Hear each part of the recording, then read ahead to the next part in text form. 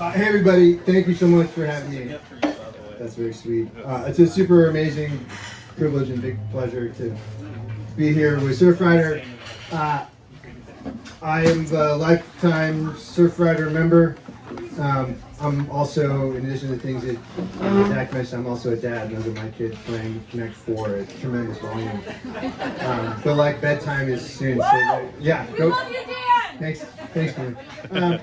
So I want to do like a coastal story in 4 chapters. I want to talk about how the coast, particularly in California, is valuable, vulnerable, and super complex. I want to talk about how coastal access is protected here in California, but it's not equitably protected, and some of it's going to disappear.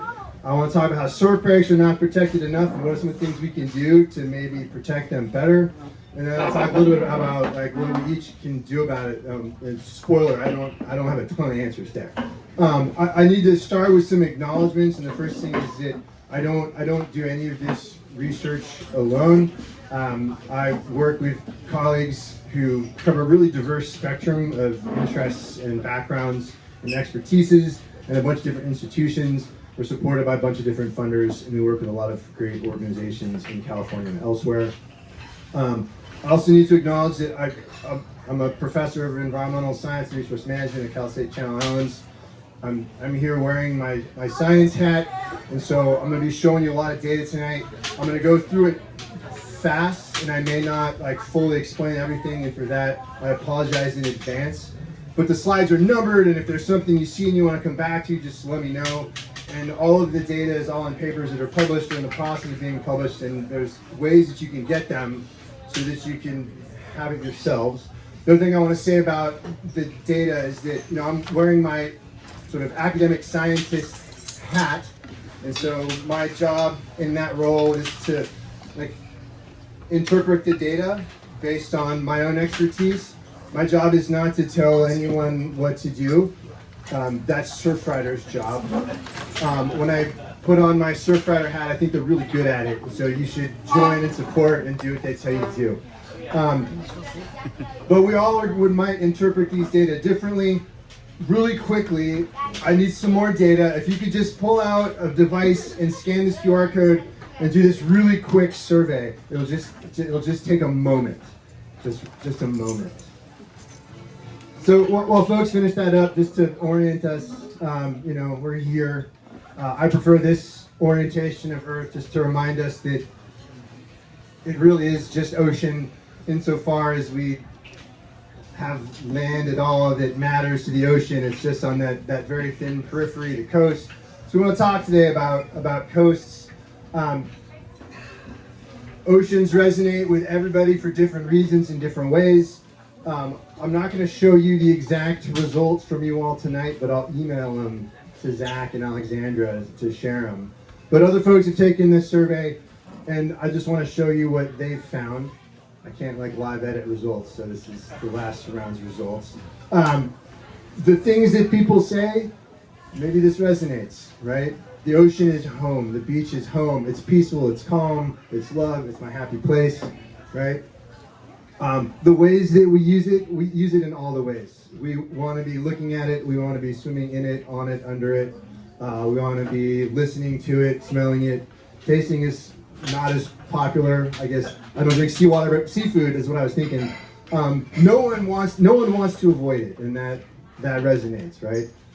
The ocean is all really important to us. That's why we're here. And what else I think it's important to note is that we interact with the ocean a lot. I mean, and this is maybe an atypical crowd, but think about activities that you are doing every day, every week, every month. We are not going to a museum every week. We're not going to a ball game every week, right? The ocean, the coast, our beaches here, they are incredibly popular destinations. And so I want to from there lead into this first chapter. This is kind of like the intro, right? The ocean, the coast, the ocean, valuable, vulnerable, and complex. That's me, the little one. That's at Pierpont, actually. But I grew up here in San Diego, and I was really fortunate to grow up in this amazing environment with incredible intertidal marine biology, fun waves. This is in Bird Rock in San Diego.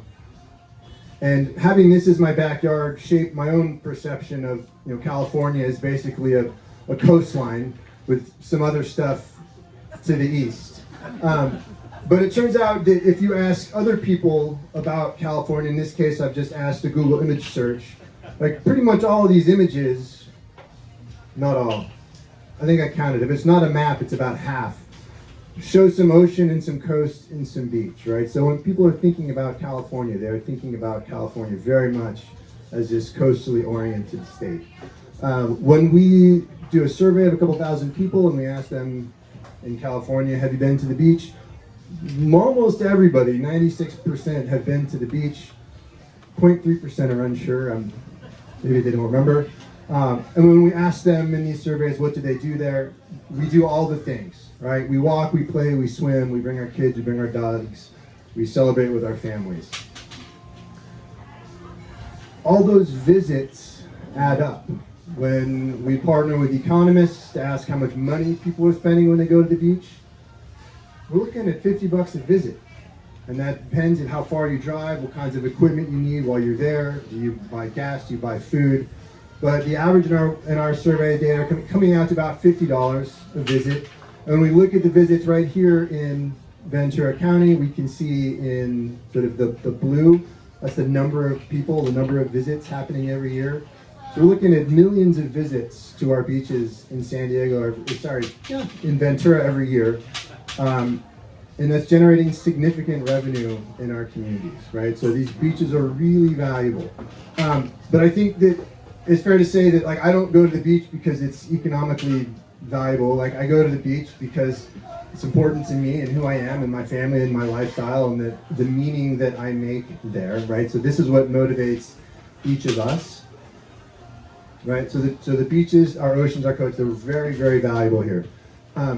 We're also vulnerable. The canonical story of this is Killer Dana down in Dana Point, and now it's a harbor, right? So we as coastal societies have really a powerful ability to alter our coastline. Whether this is for good or for ill, I think it depends whether you were a surfer at Killer Dana or now you have a fishing boat in the harbor. But we, as a coastal community, also have an amazing capacity to show up and oppose changes that we don't want. This is the public meeting about the toll road at Trestles that Surfrider, among others, organized the opposition to in, Bill, 2015? No, earlier. That was 2008. 2008, thank you. I was way off. Right? Thousands of people turned out to oppose this. Right, so I'm proud to live in a state that maybe has done some things on the coast in the past that I don't agree with now, but it is populated by people who care and who show up. The coast is vulnerable to some other things.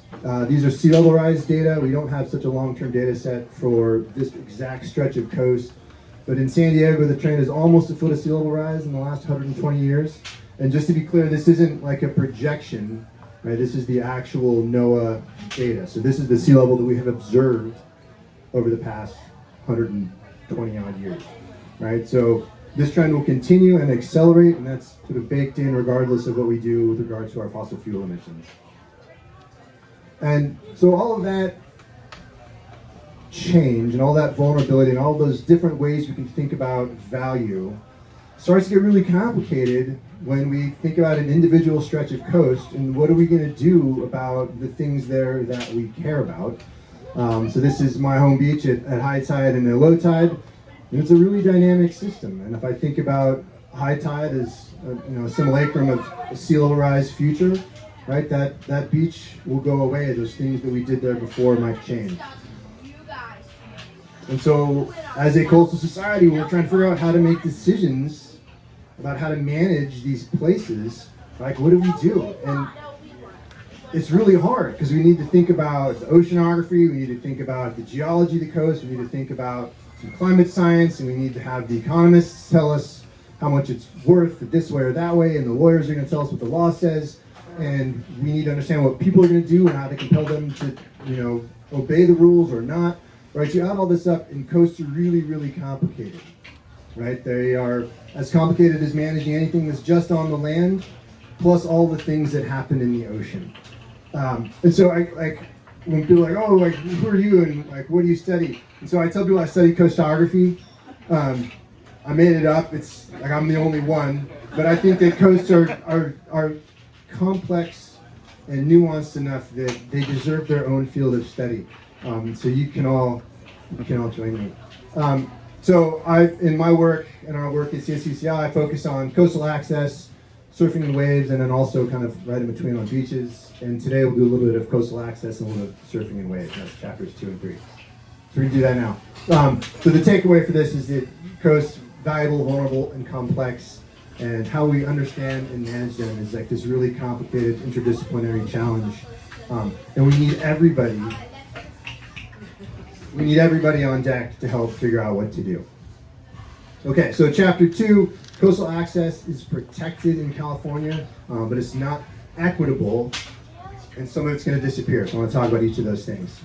So in case none of you refresh yourself on the California Constitution this morning, Article 10, Section 4, I love it. You should all go and read it. No individual or anyone else shall be permitted to exclude the right-of-way to the water in California whenever it's needed for public purpose, and access to the navigable waters of this state shall always be obtainable for the people thereof. So that's like really cool language. It's got like strong words like shall, which are like great in law land. This is our Constitution protecting the public's right of access to the coast. We also have some statutory law, and I actually have some students here on my law and policy class, so we're going to talk about the difference later this semester. The California Coastal Act 1976 says that maximum access, conspicuously posted, and recreational opportunities shall be provided for all the people. And there's some caveats, we can talk about those later. But the point is that coastal access is protected in California, and is protected for everyone. Access is for everyone. And so what we wanted to try to find out is like, well, is that true? Is it actually protected well for everyone? And so we got some data on where all the access points are and where all the people are. And we did a fun geospatial project, and what we found is that something that you might have observed in your own lives, but compared to the people of the state of California, those who live very close to the coast are in general more white, less diverse, less wealthy. And some of you might have observed that trend yourselves in the visits you take to our coasts. We're doing some follow-up work looking at related data, looking at median income, looking at home prices. And what we're finding is that even though this coast belongs to all of us and it's protected for all of us, it's getting harder and harder for normal people to live where they can easily access it. And so that changes how people might use the coast. So for example, when we ask visitors in the surveys that we do, what's important to you in a visit to the beach? What does a coastal access site need? They tell us they need things like bathrooms and convenient parking. Well, of course that makes sense. No one can afford to live at the beach, and so we have to drive. And the further you drive, the longer you're going to stay, the more likely you are to need the restroom, and since you came in a car, you need to park it somewhere. So we can measure where all of those kinds of things are around the state. What we find is it's really heterogeneous. It's not evenly distributed. Some places have lots of easy access and parking and restrooms. Some places not so much. Ventura's not doing too great in like the beach access point amenities department compared to some other cities and counties. We're doing really great when it comes to parking. We have lots of parking. Although I haven't updated that since the harbor started charging. So that'll change a little bit. We can see big differences across the state in where these things that we need to visit the beach exist, right? So it makes it harder to visit the beach if we don't have these things that we need. And I see you taking a picture of this, but I can send you this slide. It'll be high resolution. Go ahead, quick question. Oh, great question. The fee parking is blue, and the paid parking is and the free parking is that light blue. So we've got both in there.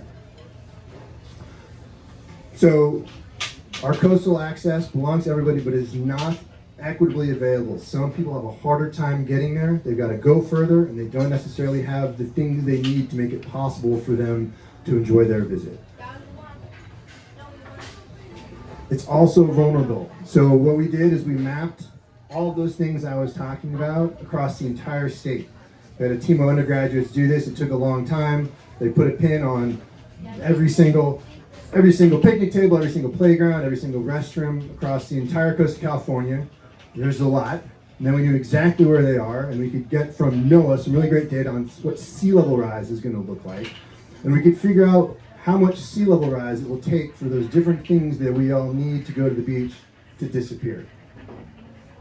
And so this is going to be like a bunch of data really fast. The trend that I want you to observe is that as sea level rise goes up, the amount of access and amenities goes down. And you can see some differences, right? So Ventura and Santa Barbara, they look a little different. Santa Barbara is going to lose access faster than Ventura. And so this first batch of data is just looking at sort of the places where we hit the beach from the land, right? The bottom of the path, the end of the stairs. We can also look at all of those other amenities, and we see that Ventura is actually in pretty good shape, at least for the next 75 years. As sea level starts to rise further, it'll be harder and harder and harder for those things to stay dry. Question, go ahead. That graph, that box, what's the time frame? So that's a great question. There is no time frame associated with these, and that has to do with the time frames that bound the different sea level rise scenarios, which are tied to the different emissions scenarios. So what are we looking at? So what we're looking at is quarter-meter steps in sea level rise. And so right now in California, we're looking at about a meter, 3 feet of sea level rise by the end of the century is the current sort of most central projection. And so something that's sort of getting into this color here is where we're looking by, say, 2100 in Ventura. Go ahead. Are these labels generalized for the whole county, or are these specific cities, or is it a mix? That's a great question. These are county-wide data. If you're interested for individual jurisdictions, cities, or LCP planning segments, we could disaggregate the data. Parking, likewise, is at risk, although not as much as other elements of sort of the access portfolio. Okay. I take another way to look at these. So the final takeaway is, as sea level rise goes up, our ability to like step from a path onto the sand is going to drown. In California, at the state level, it's about 100 access opportunities lost per 1 foot of sea level rise. That's kind of the number that we come up with when we look at those data. So that's bad news bears. The question then is like, well, what are we going to do about it? And we're going to have to make choices as coastal communities. And maybe what I want folks to think about is, as we are making those decisions, how can we do that in a way that makes sure that everybody still is able to visit and use and enjoy our coasts? Okay, that's the end of chapter 2. Okay, chapter 3, surf breaks. We're talking about surfing now. So surf breaks are protected, but not protected enough. What might we do to protect them better? Maybe you didn't get this memo, but surfing is California's state sport, which is kind of fun. And I went ahead, you weren't sure, so I went ahead and pulled the text of the bill that made it happen. And it basically just, section 424.7 is added to the government code. Like, that's the law that was passed. And then this is what it says. So that's how we know. And if you ever have an afternoon free, this is a great section of the government code. It's like fascinating to go and read. But so surfing is a state sport. It'd be kind of a bummer if it went away. So let's think about how surfing and surf breaks might actually be protected. And so one thing we might think about is the fact that a surf break is not like an isolated phenomenon, right? It exists, here we are surfing in the middle. It exists in this complicated system, right? It's enmeshed with ocean ecosystems. It's affected by terrestrial activities. It all fits together into this surf ecosystem. And if we just draw a line on a map around a surf break, we may not actually be protecting it from any of the threats that originate from outside that little line on the map. And then when we look globally at sort of where all of the surf breaks are, we find that they're not only sort of each their own little surf ecosystem, but they are in and near some really important biodiversity zones globally, and then most of these aren't protected. And so if we're interested in biodiversity protection and or surfing protection, there's a nice co-benefit there. We can protect both. There's a lot of unprotected biodiversity, there's a lot of unprotected surf breaks around the world. And if you needed another reason why they're worth protecting other than that surfing is awesome, there's a lot of carbon, there's a lot of blue carbon and coastal carbon that's trapped up in these systems. And so we did another analysis looking at where all of that carbon is, and there's like millions and millions of tons. This is a metric ton because we published in an international journal, but a boatload of carbon is held in these systems, right? So it's another reason to might consider how we might protect them. When we started to look at how vulnerable they are, we did an analysis with some partners at Save the Waves Coalition. And it's kind of a mixed bag in terms of the vulnerability to different threats from climate change. Some surf breaks are very, very vulnerable when it comes to what they're relying on to sort of keep the seafloor underneath going, right? So if you have a coral reef, then that's the basis of your physical wave. Coral reefs are threatened with a bunch of additional things that are bad news bears. We see lots of opportunity globally to do better resilience planning to make sure that surf breaks are even part of the conversation, right? So they're important, they're complex, they're not protected. But in California, we're like starting to make strides towards doing that. And so this is just two bills that were introduced in recent sessions by our regional neighbor, Jackie Irwin. And both of these bills tried to create a state surfing reserve system. And so when we looked at this, we wanted to ask ourselves, like, that's what's in the language, we'll skip it. But when I was like, is this, given what we know about surf breaks and these complicated ecosystems that they're a part of, right, is this approach, like, is this going to do a good job protecting them? And so, or just like a little coda, just like a quick pause, because California did another big reserve planning process to protect biodiversity. And so they said, well, could we look at that as a model, and what might we learn from that model about how to protect surf breaks, even though fish and surfing are really different. And so that process was the Marine Life Protection Act law that set up the Marine Protected Act Initiative, and it resulted, after the careful consideration of a bunch of these factors, in a series of marine protected areas, a network of marine protected areas that were built based on sort of the interaction between biodiversity and what it needs, and fishermen and what they need. And the resulting network has 124 reserves. It covers 850 square miles, which is about a fifth of almost a fifth of state waters, 6 of state waters. All right, so this was a big, complicated process to create a system of reserves that, whether you fish and agree with this or not, ecologically speaking, is doing good things for fish. And so we said, well, can we adapt that model for waves? And what would that look like? So if we're planning a reserve for fish, we consider factors like habitat diversity and connectivity, the range size of fish, how they disperse, where do people fish, and we can come up with similar measures and considerations for waves, right? We can look at how big the waves are, where they are, how close together they are, what kind of wave they are, their significance, their vulnerability. So I just want to walk you through some examples of what thinking about those kinds of things might look like. So if you're going to design a surfing reserve network, maybe you want a variety of waves. And different waves take up different amounts of physical space, right? We can't just plop a square on a map on a great big long stretch of beach, because the peak will migrate. Small reef waves need less space than maybe a long point wave. So thinking about the kind of wave it is will influence how many surfers can use it and how big the reserve might need to be.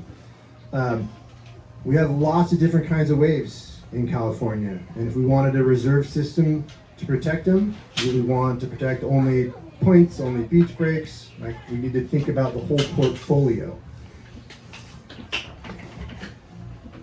We might think about how many waves there are versus the amount of surfers there are, this is just population, the population per surf break in each county. It seems like the whole population of the county surfs, but I don't think that's accurate. But there's a lot more people and a lot more surfers in some parts of the state than others. Maybe they need more reserves to accommodate that population. We need to think about other things too. If we only pick super famous, iconic, awesome waves, right? If Mavericks was the only wave left, like where would we learn? Right, so we need to think about, like, maybe Mondo's isn't the best wave in Ventura County, but it's a great place for little kids. All right, so how do we think about what the surfing population needs, and we think about what we're protecting? And then lastly, some other work we did, some waves are more vulnerable to climate change than others. Do we protect a wave that is definitely going to disappear?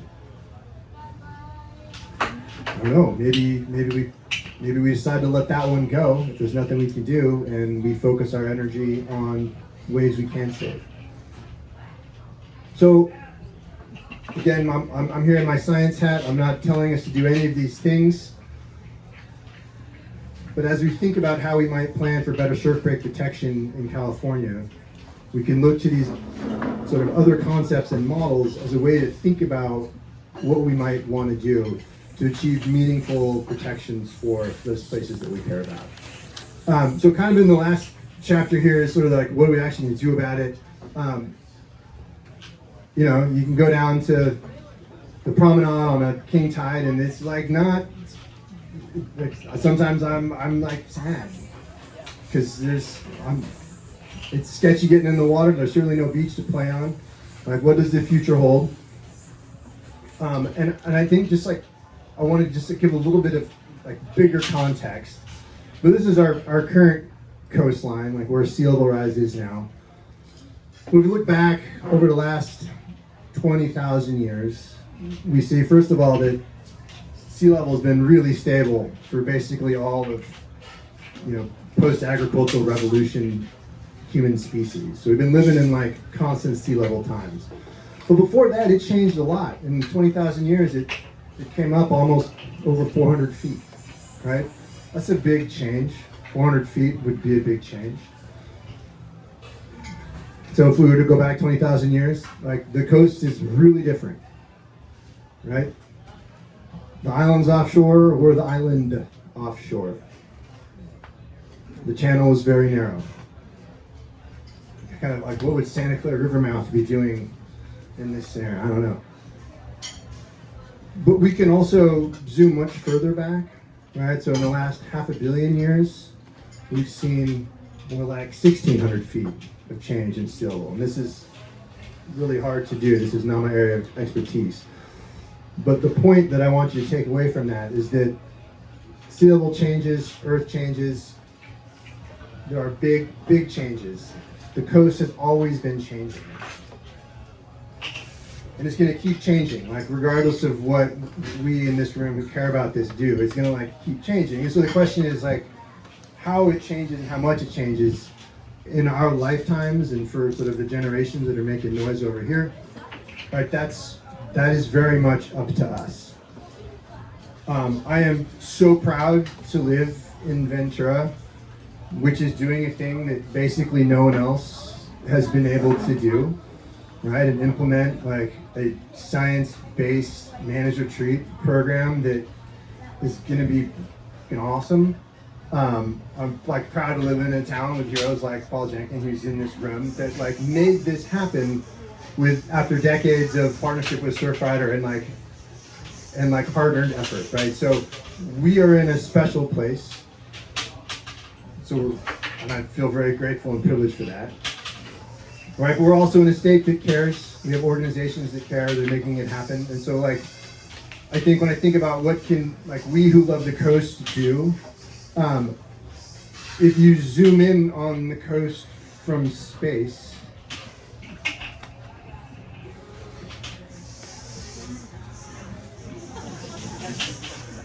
you can see the people in their environment right there on the front lines. And that's really neat. And that means that these people, and it's you in this room who care about this place and go there every day or every week, right? You are perfectly positioned to pay attention to what's happening out there in a way that really no one else is. And so surfers, daily dog walkers, people who go to the beach every day, you're right there on the front lines. And the knowledge that you have about these systems isn't just like passive observation, right? You all really know what's going on out there. And so how do we pay attention and how do we leverage that to make change? So like, what do we do about it? Like, pay attention, care, engage, keep showing up, advocate, join Surfriders Foundation and send them money, vote, observe, volunteer, endure, have patience, like do it over and over again. Don't give up. And so that's kind of the spiel. The coast is valuable, vulnerable, and complex. Understanding and managing that is a really complicated interdisciplinary challenge. Coastal access is protected, but it is not equitable, and some of it is going to disappear. When we are grappling with that disappearance and think about the future of our coasts, how do we manage to make sure that everybody can still enjoy it? Surf breaks are not at all as protected as they could be. When we think about how to do that better, how do we think about that? What can we do? And lastly, what can we all do about it? You're here, so you're doing it, but like keep doing it and get other people. So that I'll stop there. Would be just so interested to hear what questions you have. I want to know what you disagreed with. I want to know what you liked. And any of the data and figures that I showed, it's all available on our website here. So thank you so much for your attention. Nothing like drinking beer and getting like overwhelmed with data on a Tuesday night. So thank you.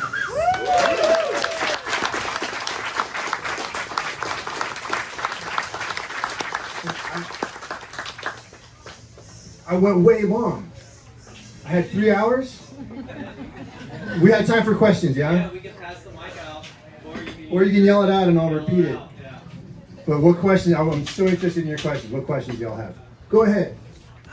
I live in Fort Wayne. Yeah. So the city does use the word amenities in relation to coast. And I wonder if your use of amenities is of your own programs creation and or the Coastal Commission. Are there competing definitions? And I have my own personal stake in this, so I just Yeah, that's it. So the great question. The question is about, we use the term amenities to group together those things that we need to access and enjoy a beach that aren't parking. And so that was essentially our terminology that we used. The Coastal Commission may have its own definition, but to my knowledge, it's not like a technical legal term. okay. So the city might be aligned with you.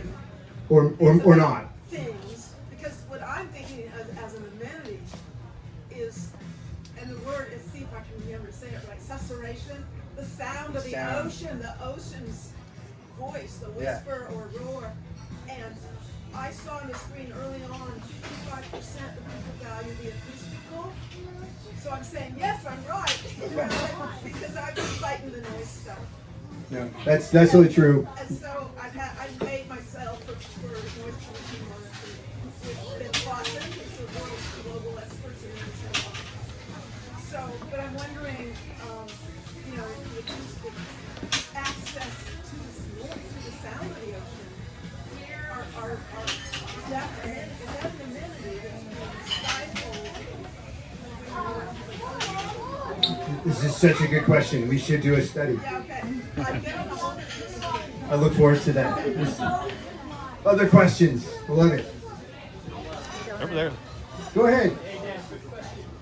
Related, is there any data that you wish you had for your work? Is there any data that I wish I had that I don't have? So like a guilty admission, like as a scientist, there's never enough data. And so is your study complete? We could use more data. And so we need more funding to get more data. And that's a little bit of a flippant answer. I would say that, so I'll say a couple things. So when it comes to like how we use the coast, there is more and more data that we can now access. So my colleagues and I are now working with cell phone data, which you are graciously providing us without even knowing it. But we have, and normally they're data sets that are available for people that are doing like marketing. They're like, oh, who came within 5 miles of our store that's in their 40s and like blue hats? We should market to them differently. And so we have a data set on every person who's ever visited a beach in California in the last 10 years, where they came from, and aggregated demographic data. So we can do a lot with that. Surfline is sort of once was a surf forecasting company, and now they're a data broker. They've got all this amazing camera data, and so scientists are figuring out how to use that to, understand how waves break, right? Like keel angle and consistency and things like that, but also how crowded they are. And so I'm looking forward to seeing all of that data packaged in ways that I can use with my P-Brain. It's a really cool question. Thank you. Yeah, go ahead. Yeah, do you have like a disagreement on like judging the harbors, and using that to like control the beaches? I think it's kind of a good. So the question's about dredging, specifically in the harbors in Santa Barbara and Ventura and Reineman and up and down the coast. Well, so it's real. So what's so interesting is that if it wasn't for the jetties and the groins, sort of the human-made alterations to our coastline, the sand would naturally be moving. And so the reason we have, it would naturally be moving. And so the reason we have to dredge is because we put structures that prevent that natural flow. And now we can actually use the dredge, and by we, this is not my work. But it's Kiki Patch's work. She teaches at CSUCI. You should have her down. She's awesome. But they can now use the dredging data to figure out what the sand flow could or should be, because if the harbor wasn't there, the sand would keep moving, and if you have to take 300,000 cubic yards of sand out of a harbor every year, then that's about the sand flow for that stretch of coast. So if we hadn't messed around on the coast in the first place, we wouldn't need it, but without it, the sand doesn't get where it needs to go. Is my answer to my apolitical answer to that. Go ahead. So, how many feet of sea rise do you need before this location is underwater? I don't. So the question is how. The question is technically what is the elevation of the social tap relative to current sea level, and the answer is I don't know, but we can figure it out. That is knowable, and I can direct you to some really great data products from the National Oceanic and Atmospheric Administration, where you can look at any point on Earth that you care about and get a good estimate based on an emission scenario. There's a question here, and then we'll come over here. Go ahead. So I know you have students that do their capstone projects, etc. Yay. Do you have anyone that's interested in doing some work at the Ormond Lagoon wetlands to look at carbon? Oh yeah. What do you think, team? When do you all want to? We got some students in the room. No, dude, you should come to us. We'll find a student. We'll put them to work. Send me an email. The time to dial that in will be in like July, August, and we'll put them to work in September. But it sounds like we've had some students who work at Ormond in the past. That would be a fascinating project. There was another question over here before we go. Yeah, go ahead, please. Okay, I was walking by Devastation Beach quite a while back, where all the vehicles park along the beach and camp out. After the last big storm, not this one, but the one prior, they just took a bulldozer and shoved all of the crap that pulled up onto the pavement and just shoved it back in the ocean. Why? There's a question about was it like driftwood, etc. that got pushed up onto the. All kinds of stuff, coolers, everything that's piled on the beach just gets shoved back in, only to contaminate other beaches. Yeah, it's a great question. Something I think about. So I don't know the answer. I grew up in San Diego, and we have rivers that hit the coast there too, but we have huge developed wetland systems, right? You think about all the lagoons in North County, and Bataquitos and Carlsbad and San Elijo and Cardiff. And so when we get a big rain down there, we don't get driftwood flowing onto our beaches the way we get it here. So there's a natural feature of geography that I think is really interesting. Can I address that, Dan? Yeah, I love that. Thank you, Joy. Please go ahead. My name is Joy Downing Riley, and I've been a program called Respect Your Income Parkway. and that scenario where you're talking about would be beach clinics along there. So after the big last storm, we had all the Arundel-Donax, which is an invasive reed-like species. Oops, sorry. The Arundel-Donax is a reed-like species that Arundel man, we try to get rid of. So obviously with big storms, the volume of the water, the speed of water, pushes that all out down the river into the ocean, and it flows different directions. So what I wanted to say is, state parks has a jurisdiction from basically like C Street up toward Solomar, and it's their decision. If you're concerned about it, I can give you the contact person. The problem is it's basically tourists and visitors that don't want that on the beach. So they put a lot of pressure on state parks to do what you said. The reason we're out there is we want to go through all of that and get the trash out. So we did that last month. We picked out 8 bags of styrofoam beads. I had some really great volunteers that were willing to pull that out. So come to a beach cleanup, we'll pull that all out, and we'll contact state parks. For water when I went down in the river and cleaned out bags of cans, spray cans that were down the river. Right, yep. Yeah, so come to a beach cleanup. Over here. Thank you. There's a question here, and then Spina, I promise I'll get to you. Go ahead. Did I hear the explanation or what happened to the bills that were introduced for this? Oh, great. So the question's about Jackie Irwin's State Surfing Reserve bills. They died in committee, but my understanding is that her office is scheming to reintroduce a revised version. So you can address your comments to her office at Do you this know time. what, was that statewide or was it specific spot to me? The way the bill was written was that they would ask the Coastal Conservancy to develop some guidelines for what a state surfing reserve, what the criteria would need to meet, and then local governments would submit a name to us. I see Brian Brennan nodding. You might.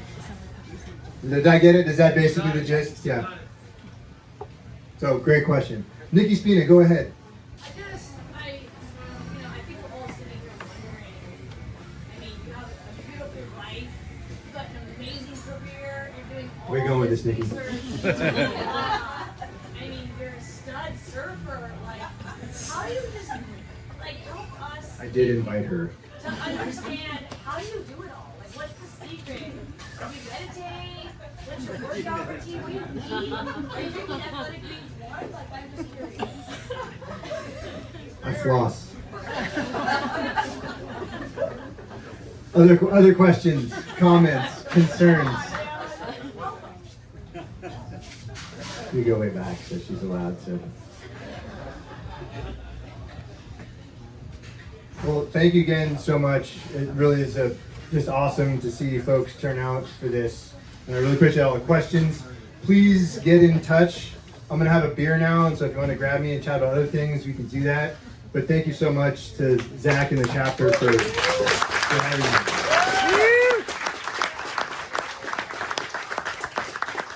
That's a wrap. So I'll be up here if you have any questions with Surfrider, and Dan will be over in this vicinity. It got real quiet. My kids must have gone home. It did. The game is over. I was bummed. They were having such a good time. So anyway, thank you all. If you want to know about volunteering or more about Surfrider, come see Rachel at the table there, myself right here. All right, thanks for coming out. Have a good night.